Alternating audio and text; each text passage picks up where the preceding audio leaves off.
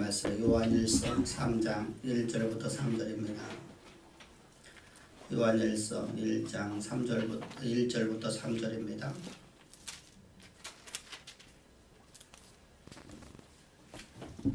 요한일서 3장 1절부터 3절. 보라, 아버지께서 어떠한 사랑을 우리에게 베푸사 하나님의 자녀라 일컬음을 받게 하셨는가. 우리가 그러하도다. 그러므로 세상이 우리를 알지 못하면 그를 알지 못한다. 사랑하는 자들아, 우리가 지금은 하나님의 자녀라. 장래 어떻게 될지 아직 나타나지 아니하였으나 그가 나타나시면 우리가 그와 같은 줄 아는 것은 그의 참모습 그대로 볼 것이기 때문이니, 주를 향하여 이 소망을 가진 자마다 그의 깨끗하심과 같이 자기를 깨끗하게 하느니라. 아멘. 아멘. 우리가 요한일서를 어떻게 읽어야지 우리가 오류가 없이 읽을 수 있을까? 이렇게 어떻게 읽어야지 하나님의 뜻을 분명하게 분별할 수 있을까? 우리가 요한일서를 우리가 바르게 읽기 위해서, 바르게 해석하기 위해서 우리가 먼저 그 기록의 배경을 먼저 알아야 된다고 말씀을 드렸습니다.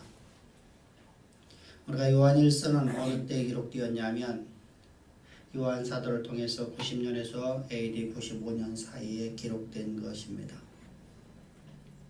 그러면 요한 사도가 그것에 기록할 당시에 요한 사도는 어떠한 삶을 살았냐면, 요한 사도가 이 에베소 지역에서 담임으로 있었던 시대였었습니다. 요한 사도가 담임으로 있게 된 동기는 이렇습니다. 이 에베소 교회가 언제 세워졌냐면 바울 사도를 통해서 제3차 전도 여행 중 52년부터 57년까지의 3차 전동을 하게 되는데, 이 전반기 사역 속에서 3년 동안 52년부터 55년까지 그 기간 동안에 이 에베소의 두란노에 가서 복음을 가르치기 시작해서 3년이라는 기간 동안 시민을 기울여서 바울이 전도한 교회라고 사도행전 19장을 보게 되면 기록되고 있습니다. 특별히 두란노 서원에서 그곳에서 움직이지 아니하고 2년 동안을 이때 동안을 밤낮 가르쳤더니 라고 말씀하시는 것처럼 바울이 아주 심혈을 기울여서 세운 교회입니다. 그 교회에 이제 바울이 그곳을 다른 전도 사역을 떠나기 위해서 그곳을 비우고 떠나고 난 이후 바울이 로마 감옥에 갇혀서 1차 로마 투옥 시대에서 풀려났을 적에 63년 말에 에베소 교회로 와보니까 에베소 교회가 이미 이단으로다가 교회가 타락되고 있었던 시대였었습니다. 당시 영지주의자들, 율법주의자들, 은사주의자들이 교회 가운데 판을 치고 있기 때문에 저들을 바르게 세우기 위해서 이제 저 빌립보에서 목회하고 있었던 빌립보의 목회자였었던 디모데를 불러내립니다. 그리고 바울이 디모데가 있었던 빌립보 지역으로 가게 되는 것이죠. 그래서 바울이 순회를 하기 위해서 떠나면서 디모데에게 그곳에 담임을 세워주게 됩니다. 그리고 바울이 떠난 다음에 디모데가 그곳에서 63년부터 70년까지 담임 목회를 하다가 그가 이제 그곳에서 떠나서 다른 파송 지역으로 가게 되고, 그곳에 누가 파송에 들어오냐면 바로 세례 요한이가, 사도 요한이가 그곳에 담임으로다가 위임받아 오게 되는 겁니다.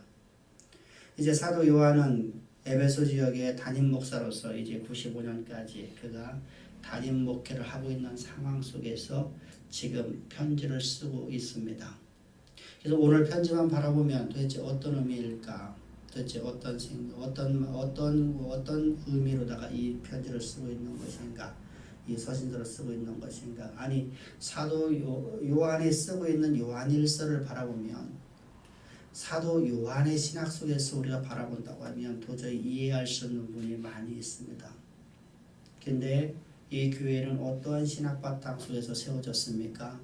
바울이 전도했고 바울이 심혈을 기울여서 가르쳤던 교회입니다.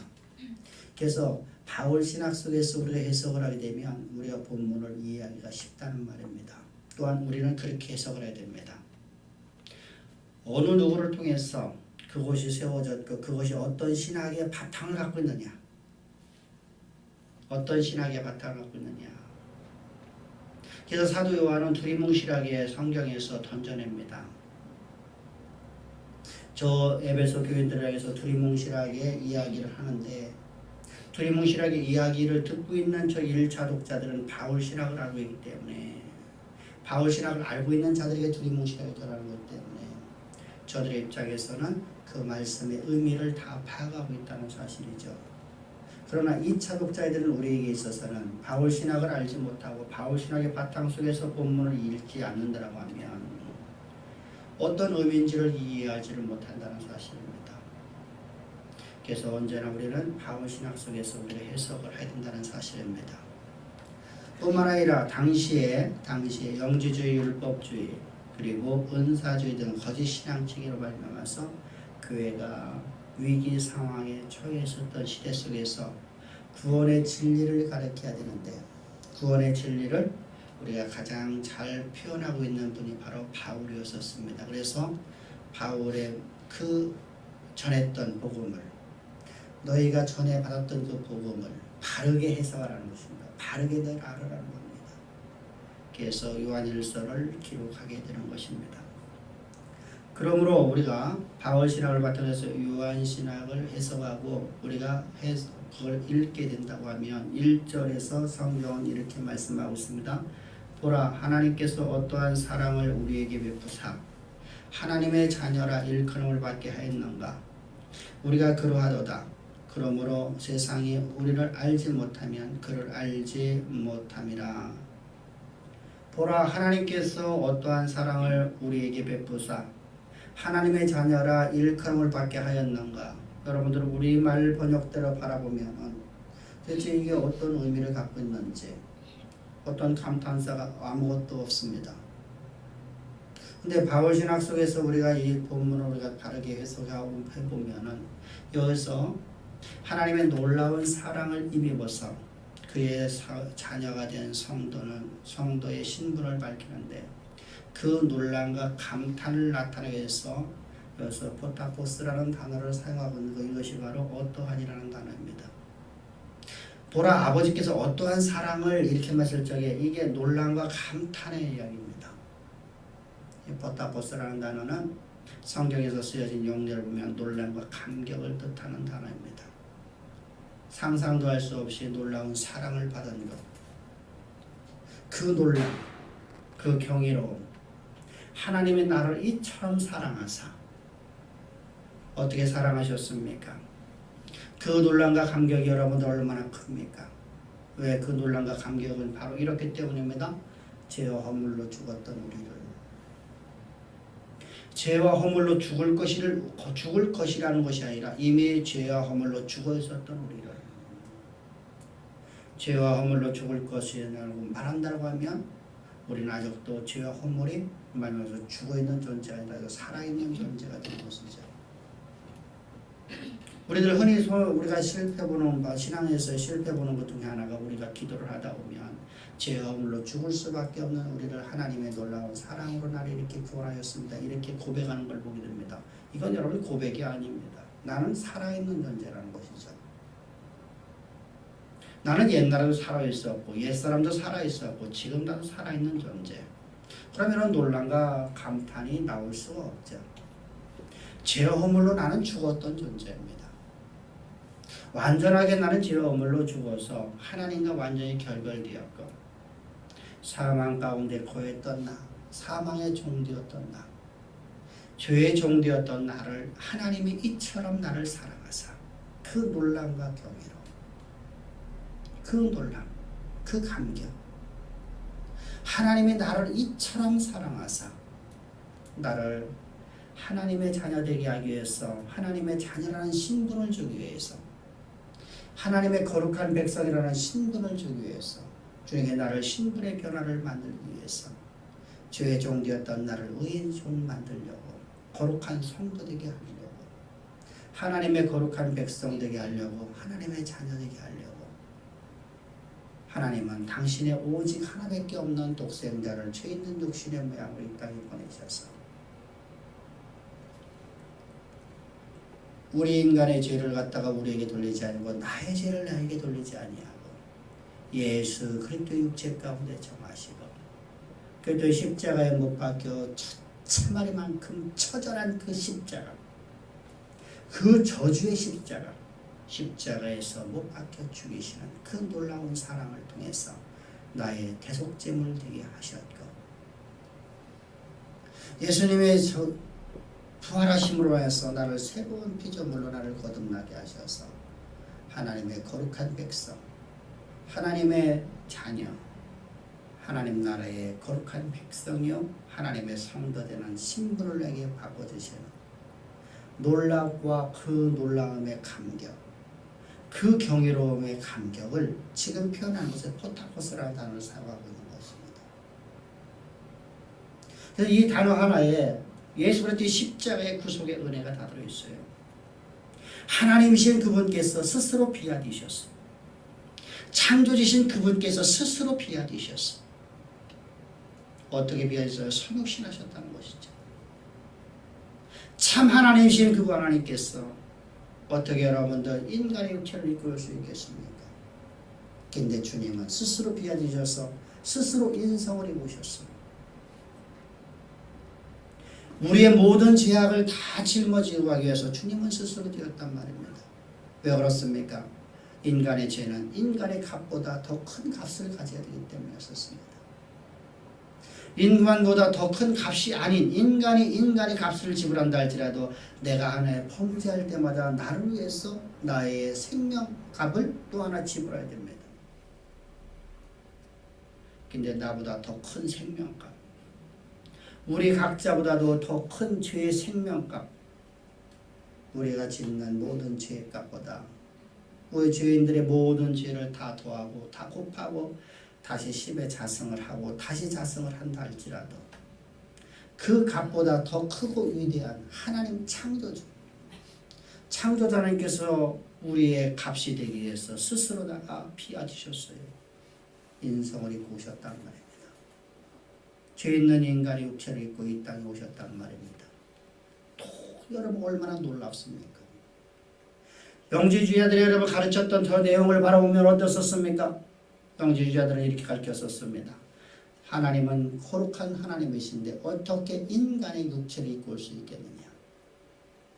인간의 육체를 입고 오실 수가 없기 때문에 하나님께서는 우리에게 나타나셔 우리에게 보여주셨던 것은 예수님이 우리가 만져지고 우리가 눈에 보일 수 있었던 것은 천사들이 환상 가운데 어떠한 영적인 부분들이만 우리에게 나타났던 것, 구약의 그 천사들이 강림했던 것처럼 예수님도 가짜로다가 실제 육체를 입은 거 아니라 가짜 육체를 입은 것처럼 우리가 환상처럼 보여줬을 뿐이다라는 가연설을 주장했지 않습니까? 그런데 여러분들 지금 바울 사도는 뭐라고 말하고 있는 것입니까? 요한 사도는 뭐라고 하고 있는 것입니까? 그분께서 스스로 자기를 비하시키셔서 죄 있는 육신의 모양, 그 거룩하신 하나님께서 죄라고는 하나도 없으신 죄와는 무죄하시고 무음하신 하나님께서 죄 있는 육신의 모양으로 이 땅에 오셔서 우리 죄를 우리에게 돌리지 않으시려고 더군다나 그분께는 어떻게 비하주셨습니까? 세례 요한에게 인간에게 세례를 받으셨습니다. 여러분 안수는 누구한테 누구한테 주는 거야? 높은 자가 낮은 자에게 주는 것입니다. 그런데 낮은 자가 높은 자에게 주었단 말입니다.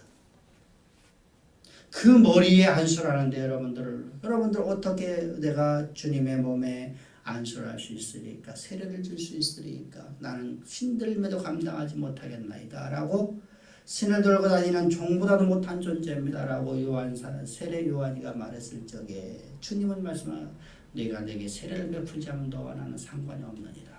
스스로 낮아지셔서 세례 요한에게 세례를 받기까지 하시는 그 놀라움과 그 감격, 그 놀라움과 그 감격을 통해서 우리는 여러분들 예수 그리스도와 우리가 일치되지 않았습니까? 그래서 바울 사도를 통해서 그리스도께서 세례받을 적에 너희도 그와 함께 세례를 받음을 알지 못하느냐? 예수 그리스도와 너희가 완전한 연합된 걸 알지 못하느냐? 우리는 예수 그리스도께서 비하되심으로 말미암아서 우리는 예수 그리스도와 완전한 연합을 이루게 되었습니다. 뿐만 아니라 예수님께서 우리의 죄를 짊어지시고서 우리의 멸시와 우리의 천대와 우리가 받아야 될 이 땅의 모든 고통을 다 주님은 당신의 몸뚱 가운데 육체 가운데 정하시기 위해서 십자가에서 채찍맞으셨습니다. 우리의 질고를 다 짊어지고 하기 위해서. 여러분들 이보다 더 큰 사랑이 어디 있겠습니까? 그분이 여러분 채찍 맞으면 여러분들 얼마나 스스로 비하 되신 것입니까? 창조주께서 채찍을 맞는 겁니다. 누구에게 채찍 맞는 것인가? 세상에게 채찍을 맞는 겁니다. 죄의 종들에게 여러분들 채찍 맞는 것입니다. 여러분 창조주 하나님이 어찌 여러분들 죄의 종들에게 채찍을 맞을 수 있겠습니까? 그분은 그런데 우리의 모든 아픔을 다 짊어지기 위해서 주님은 채찍을 맞으셨습니다. 덩어리에 살점만 안 남기지 아니하시고 덩어리에 있는 모든 살점뿐만 아니라 모든 근육이 다 파열되었습니다. 다 끊어졌습니다. 신경줄이 튀어나옵니다. 여러분들 채찍질을 가하는데 등 척추에 있는 척추뼈는 가만히 있겠습니까? 은고리가 하나가 박힐 때마다 신경줄이 하나가 끊겨나가는 겁니다. 얼마나 고통스러운데 여러분 주님은 단 한 번도 신음하지 아니하시고 도주장에 끌려가는 어린 양처럼 우리의 그 모든 아픔을 다 짊어지기 위해서 주님은 채찍을 맞으셨습니다. 이거야말로 여러분들 더 큰 놀람과 감격이 어디 있겠습니까? 그리고 주님은 처절한 십자가, 저주의 십자가에 스스로 몸을 맡기셨습니다. 우리의 모든 죄를 다 대속하시려고 단번에 영원한 제사를 드리셔서 영원한 우리의 구원을 베푸시려고 우리의 신분은 여러분 영원히 편하지 않는 자로 하나님께서 만드시기 위해서 주님은 십자가에서 채찍 맞으시고 십자가에 못 박혀 죽으셨습니다. 여러분들 이 놀라운 사랑 더군다나 그분께서는 여러분을 옥에 갇히셨습니다. 그분은 하나님이십니다. 옥에 갇히실 수가 없는 분이죠. 주님은 옥에 강화되셔서 그곳에서 복음을 가르치시고 이제 죽은 지 사흘 만에 주님은 부활하셨습니다. 이것이 바로 십자가의 사건의 가장 큰 하나님의 놀라운 은혜였습니다.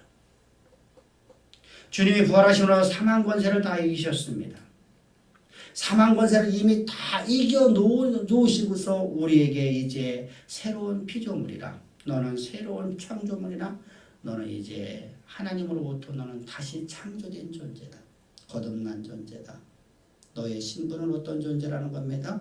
하나님의 아들로 너는 거듭난 존재라는 겁니다. 우리의 삶의 오늘 행동과 우리의 어떤 모습을 말하는 게 아니라 우리의 신분이 하나님의 아들이라는 거예요.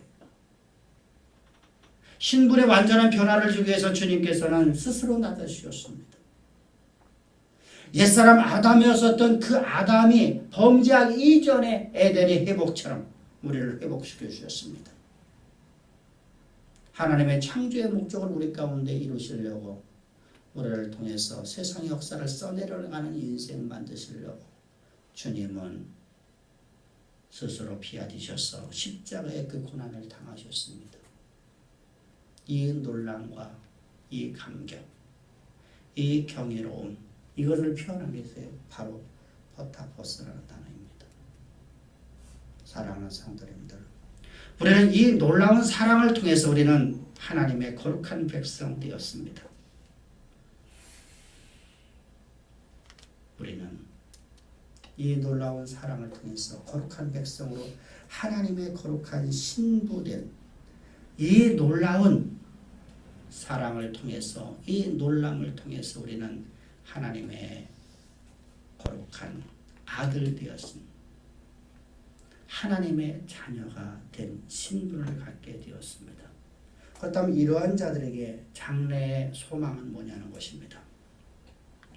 오늘 본문에서 말씀하고자 하는 것은 지금 저 에베소 교회에 영지주의자들이 팔을 치고서 그들로 만나서 교회가 위기 상황에 있는 상황입니다.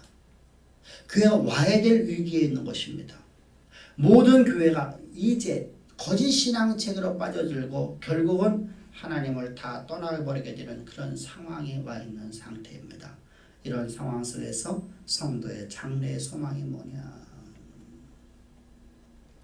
이렇게 하나님의 놀라운 사랑을 받아서 이 경이로운 사랑을 받아서 너희들의 신분이 하나님의 거룩한 백성 되었지 않니? 그럼 하나님의 거룩한 백성 된 너희들, 하나님의 성도 된 너희들, 거룩한 하나님의 아들 된 너희들의 장래의 소망이 뭐니? 그래서 2절에서 장래의 소망을 밝힙니다. 사랑하는 자들아, 우리가 지금은 하나님의 자녀라. 장래에 어떻게 될지 아직 나타나지 아니하였으나 그가 나타나시면 우리가 그와 같은 줄 아는 것은 그의 참모습 그대로 볼 것이기 때문이니. 이런 말입니다. 지금 비록 우리는 아무런 완전해진 것이 아무것도 없다. 우리 모습 보면 어제의 모습이나 오늘의 모습이나 똑같아 보인다. 우리가 이 땅에 살아가는 거룩한 백성된 성도들의 모든 사람들을 바라보면 어제나 그저께나 오늘이나 비슷비슷해 보인다. 달라진 것이 거의 없어 보인다. 그런데 우리의 장래는 달라진다 합니다. 예수님의 재림하실 적에 우리는 예수님과 같은 영화로운 몸을 입게 된다는 겁니다. 예수님의 재림과 함께 우리는 영화로운 몸을 입게 되어서 우리는 그와 대면하여 볼 것이고, 이런 얘기입니다. 왜 이런 말씀이 나오냐면 영지주의자들이 가르치는 내용 때문에 그렇습니다. 영지주의자들은 어떻게 가르쳤냐면 우리가 진리를 알기만 하면, 다시 말하면 예수 그리스도를 만나기만 하면, 우리 이 땅에서 예수를 만나기만 하면, 진리를 알기만 하면 우리 몸은 완전해진다고 생각을 했어요. 그렇게 가르쳤어요. 마치 여러분들 오늘날 교황은 완전해진 사람처럼, 추기경들은 완전해진 사람들처럼, 자신들은 완전히 무음해지고 아무것도 영화로운 몸을 입고 있는 것처럼 그들은 여러분 스스로 행동하고 있고 그렇게 자신을 신격화시키고 있지 않습니까? 이런 모습처럼 저 영지자들이면 그렇게 생각을 했어요. 그렇게 말을 가르쳤어요. 그러면 어떻게 됩니까? 여러분, 가르치고 있는 사람들은 영화로운 몸을 입고 있는 것으로, 그러므로 백성들은 감히, 성도들은 감히 목회자한테, 가르치는 자들한테 바로 이러한 이단 사상 때문에 있었습니다. 아니다는 건 아니다는 것입니다. 그들의 가르침대로 너희들 그렇게 되는 것이 아니라는 것입니다. 어제의 모습이나 오늘의 모습이나 모든 거룩한 사람들은 다 동일하다. 언제까지? 예수님의 재림하실 때까지. 완전해지지 않는다. 오늘도 우리는 범죄를 할 수밖에 없고, 오늘도 우리는 실수를 할 수밖에 없고, 우리는 오늘도 하나님을 대적하는 일을 할 수밖에 없는 존재라는 겁니다.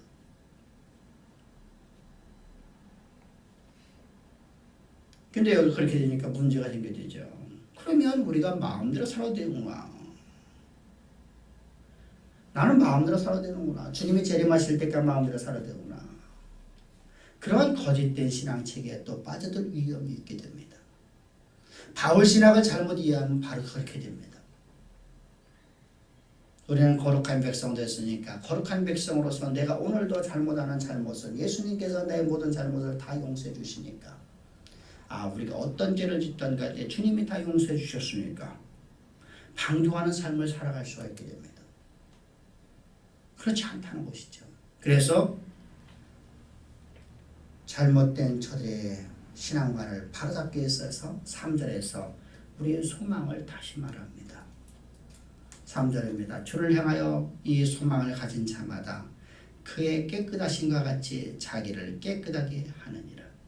소망을 가진 자라고 하면 예수님의 부활의 소망, 예수님의 참 재림의 소망을 갖고 있는 자라고 하면, 예수님의 재림의 소망을 갖고 있는 자라고 하면 너희가 그렇게 된 너희 거룩한 백성이라고 한다면, 너희가 성도라는 신분, 신분의 변화가 되어서 변화된 신분을 갖고 예수님의 재림을 기다리고 있는 자 성도라고 한다고 하면 어떤 사람이냐? 너희 현재의 삶에서 어떤 삶을 사느냐. 그래서 2절에서는 앞으로 성들이 장래에 경험할 영광을 대해서 말하는 것이고 3절은 현재의 삶을 말하는 거예요. 현재의 삶을 어떻게 살아가는 거냐? 너희가 깨끗하게 살라. 깨끗하게 살라. 근데 여기서 말하는 소망이라는 단어가 나오고 있습니다. 이 소망이라는 단어는 엘피스라는 헬라어입니다. 우리 히브리어에서 소망이라는 단어는 티크바라고 했었습니다. 이 티크바라고 했을 때 소망은 우리의 이 엘피스라는 소망은 우리 티크바의 번역도 되겠지만 오늘 본문처럼 쓰여지고 있는 소망들입니다. 예수님의 재림을 기다리는 소망. 근데 티크바라는 단어는 예수님의 재림을 기다리는 소망이 아니죠. 그것은 어떤 소망이었습니까? 우리 삶 속에서 하나님이 나를 향한 계획하심에 대한 소망이었어요.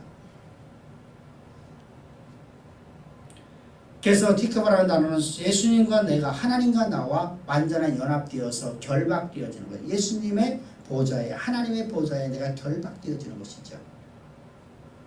묶여져 버리는 거예요. 소망의 탓이에요. 소망의 탓. 소망은 영혼의 탓이 되어서 우리를 갖다가 영혼의 탓이 우리를 예수님의 보좌에 하나님의 보좌에 우리를 묶어버리는 겁니다. 그래서 어떤 경우에도 예수님을 떠나지 아니하는 것이죠. 내게 주어진 환경이 절박한 환경이라 할지라도 바로 그런 의미로 쓰여졌을 적에 우리가 티키바라는 단어를 사용하고 있고 이 엘피스라는 단어도 바로 그렇게 쓰여지고 있어요. 또한 우리가 오늘 말씀드린 것처럼 장래에 예수님의 재림을 기다리는 것으로 쓰여지고 있어요. 그래서 소망이라는 것은 성도의 삶의 현장 속에서 경험되어지는 고통과 어려움 속에서 약속된 미래의 영광을 바라보고 믿음으로 기대하는 기다리는 인내의 문맥에서 사용되는 단어입니다.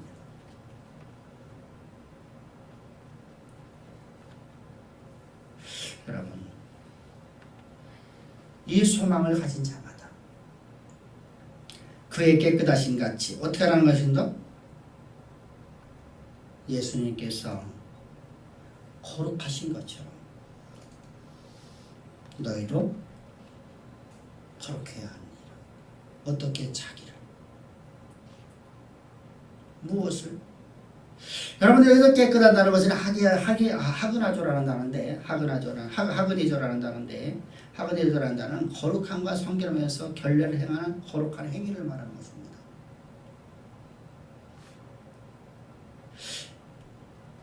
주님의 종말에 대한 소망을 가지고 기다리는 성도들은 주님을 대면할 적에 네가 거룩한 모습으로 내가 대면하지 않니? 너에게 깨끗한 육체를 갖고 보여줘야 돼. 깨끗한 삶을 보여주지 않니? 바로 이것은 부부관계에서의 순결을 요구하는 것처럼 같습니다. 너희 결혼했으면 너희들이 이제 순결한 삶을 살아야 될 거라는 의미. 신랑이신 예수 그리스도를 너희의 신랑으로 너희가 맞이했으며 오늘의 삶에서 너희들이 어떻게 살아가야 되니? 다시 말하면 앞부분에서는 신분의 변화를 말하고 1절과 2절에서는 신분의 변화를 말하고 3절에서는 삶의 수준을 얘기하는 거예요. 너희들이 이렇게 거룩한 백성 되었으면 거룩한 백성다운 삶의 수준을 누려야 될 거다. 살아가야 될 거다.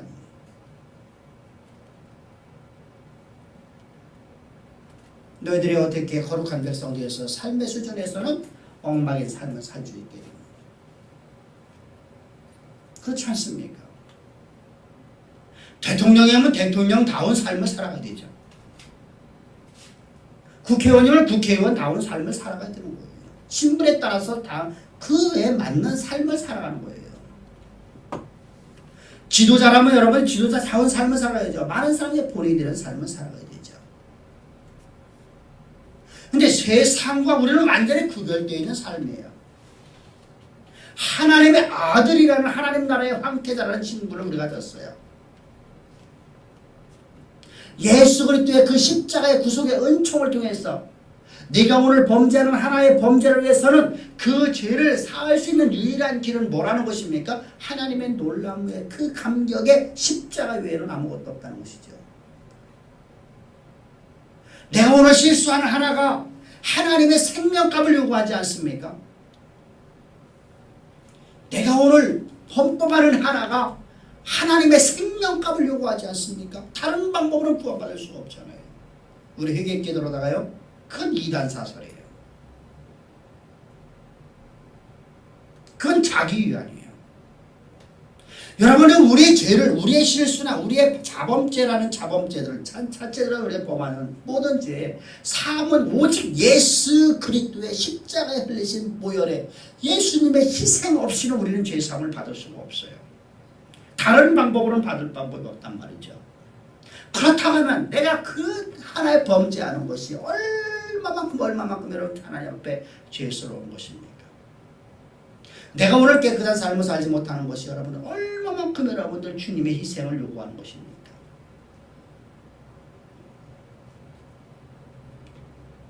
따라서 우리는 여러분 거룩한 삶의 수준으로 나가야 되지 않습니까? 우리가 여러분 100% 완전해지게 삶을 살아갈 수는 없습니다.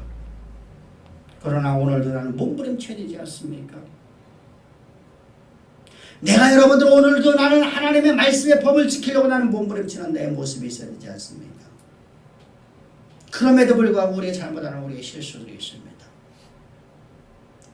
우리가 고의적으로 범하는 것도 있습니다. 내가 몸부림을 치면서도 내가 오늘도 잘못하는 모든 범죄들이 있습니다. 그런 범죄들은 주님의 십자가에 흘리시는 보혈이 내 모든 죄를 사해 주셨으니 여러분 감격되지 않습니까? 내가 오늘 여러분 주님이 맡기신 일에 최선을 다하지 않는다고 하면 주님은 뭐라고 말씀하십니까? 주님이 나에게 주신 재능을 가지고, 주님이 나에게 주신 자원을 가지고, 주님이 나에게 주신 지혜를 가지고, 주님이 나에게 주신 모든 것을 갖고 내가 오늘 최선의 삶을 살지 않는다면, 공경히 일하지 않는다고 하면 주님은 뭐라고 말씀하실까? 악하고 게으른 자요.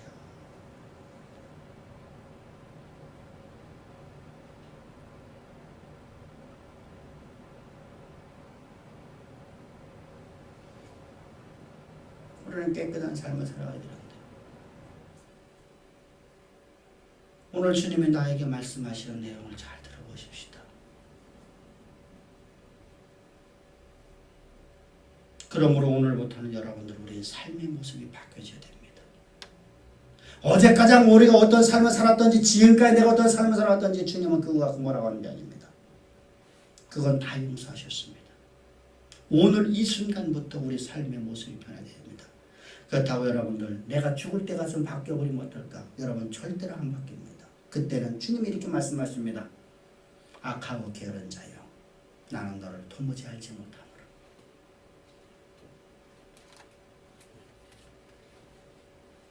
오늘날은 여러분 변화되어야 됩니다. 오늘날은 여러분들 주님의 나를 향한 계획하심을 위해서 오늘도 나는 최선으로 삶을 살아야 됩니다. 우리가 할 일은 오직 맡은 바는 충성밖에 없습니다. 나는 오늘 여러분들 내가 오늘 몸부림치면서 하나님의 법을 따라서 살아가려고 나는 몸부림쳐야 됩니다. 이 순간 이후부터 나는 그런 삶을 살아가겠습니다. 주님의 나를 향한 계획하심을 따라서 살아가겠습니다. 주님이 나를 통해서 이루고자 하시는 하나님의 그 계획하심을 따라서 오늘도 충성하며 가겠나이다. 이런 삶을 살아야 되지 않습니까? 어제처럼 오늘 말씀을 듣고 있어도 어제처럼 나태해지고 그제처럼 살아간다고 하면 주님은 뭐라고 말씀하십니까? 내가 너를 안다고 말씀하실까? 도저히 나는 너를 모르겠다고 말씀하실까? 우리 삶의 수준의 변화가 바뀌십시다. 아멘. 삶의 수준이 바뀌십시다. 어떻게? 깨끗한 걸로 나가십시다. 순결한 삶으로 나가십시다.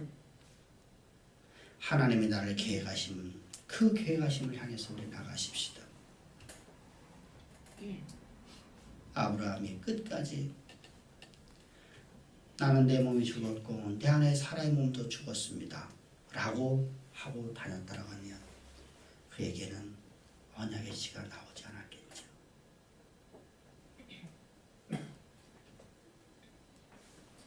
오직 의인은 믿음으로 사는 것입니다. 오직 의인은 믿음으로 살리라. 그 믿음은 우리의 삶의 수준의 변화가 나타나는 삶입니다. 아브라함의 삶은 여러분 그렇게 바뀌었습니다. 자기 몸에 죽은 것 알고도 하나님의 약속의 말씀을 폐기되지 아니하고 반드시 이루실 것을 믿고 의심치 아니하고 그는 죽은 자로 살리시는 하나님, 없는 것을 있는 것 같이 부르시는 하나님을 믿고 믿음 안에서의 그 삶을 살았습니다. 그의 신분은 99세까지 거룩한 백성이었지만 삶의 수준은 100세에 바뀌었습니다. 여러분 우리 삶의 수준이 바뀌십시다. 하나님의 기뻐하시는 삶의 수준으로 우리 나가십시다. 그래서 여러분들을 향한 하나님의 모든 계획하심들이 여러분들의 삶에서 온전히 드러날 수 있기를 주의 이름으로 축복합니다. 기도드리겠습니다. 좋으신 아버지, 감사와 찬양과 영광을 주께 돌립니다. 우리를 이처럼 사랑하사 아버지 오늘도 요한일서 3장 1절부터 3절의 말씀을 통해서 진리를 알게 해주심을 감사합니다.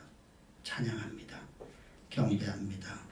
언제나 우리와 함께 하셔서 우리 예배를 기뻐 받으시고 말씀을 주셔서 말씀에 사로잡힌 자들에게 주심을 감사하며 예수님의 이름으로 기도합나이다. 아멘.